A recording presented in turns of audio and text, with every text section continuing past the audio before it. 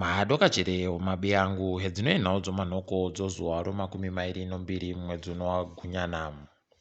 Kuhwara munyika medu muno ichatowa chitadzo kwaya anonga arumiwa nombwa achida kubayiwa jekiseni rochimbwa mupengo anofanira kubhadhara mari inosvika madhora okuAmerica 100 kuti arapiwe.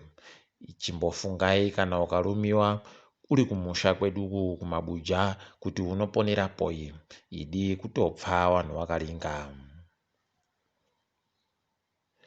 Kuno mugodhi weTusk Mine une vanhu vachirimo wakadhirikirwa nomugodhi pano mazuva anokwana 14.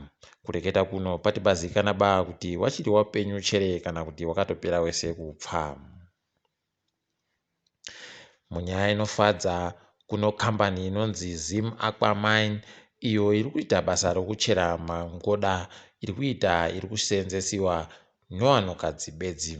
Vanhukadzi bedzi ndivo vanoshanda mukambanimu zvokuti zvinotofadza kuzviona.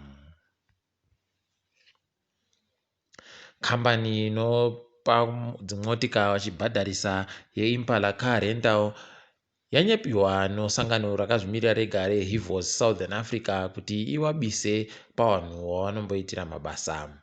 Tinototenda wopadandemutande reTwitter wakaramba wachiti Impala must fall.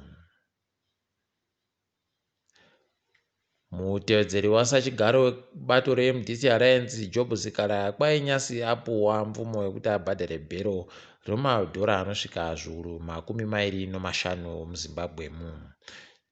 Zvimwe zviga zvaatemehwa zvibodzizvo nezvakatemehwawo kunyange nana Hopo zvokuti arege kuseenzesa dandemutande reTwitter pabodzipo nezvimwe zvakawanda-wanda.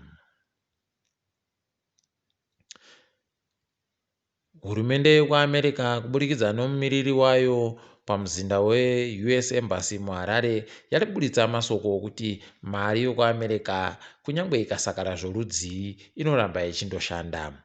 Watiwo kana kunyange nano mari inonge yaparuka asi chidimbu chihombe chiricho chasara anokwanisa kundopuwa mari iyo zvezvinu ichishanda. Izvi zvaitika nokuti waonzwa nokubvunziwa nevanhu kuti sei zviri kurambiwa mari dzinenge dzasakara. Vanhu vemuZimbabwe vatori nombiri yokuramba mari inonge yasakarai vachiti vanoida baa nokuti kwai yasakaritsa. Bhangi renyika riri kuramba richinyudza nyika mumandondo. Kureketa kuno wapwere newapwere wapwere wedu vachagoonesiwa ndondo kutambisiwa tsotsa nonyaya yezvikwereti zvari kukoromora. Kubva mumwedzi wachikumi bhangi riri rakatokwereta mari inosvika mamiriyoni ekuAmerica 300. Kureketa kuno chikwereti ichi nebhangi iri chiri kusvika mabhiriyoni 400 omamiriyoni ekuAmerica. Kureketa kuno paribagoziwa kuti mari idzi dzagokweretiwa sei kunani kana zvakamira sei. Tinoimba kuti rimwe remazuva vachagotinyepa. Mari yonyika nyasi kwai yange iri kutenga mari yekuAmerica ibodzi kana yasvika madhora 80 noribodzi nomasendi 50. Kureketa kwanyasi watiwo wagotengesa mari inosvika mamiriyoni 30 noribodzi pamusika wavo vari kutengesa mariwo. Toringadzo pasi rese. Nyikayo iri kudzauruka Zimbabwe yoZambia yagokumbira kuti wayakakwereta mari wareke kugoda mari yawo kumwedzi waGumiguru watiri kubatayo. Wati wanoda kugotanga kubhadhara mari mugore rinouya asi waribe kureketa kuti rini. Kureketa kuno ndekekutanga baa wachiita basa rokukumbira mari iri. Heno kuti wada kugodini.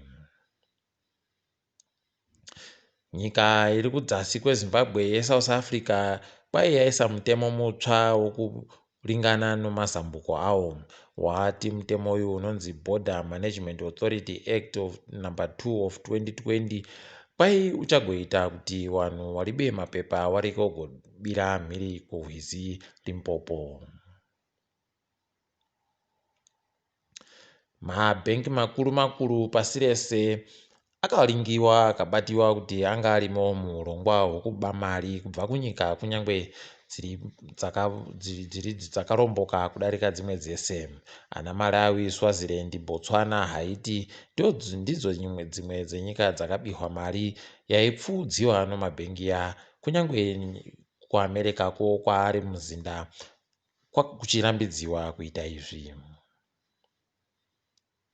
Mukahatikidzwa kanyasi, mukuru watongi womuKenya anyora tsamba yokunyepa mutungamiri wenyika yache kuti aparadze dare reparamende.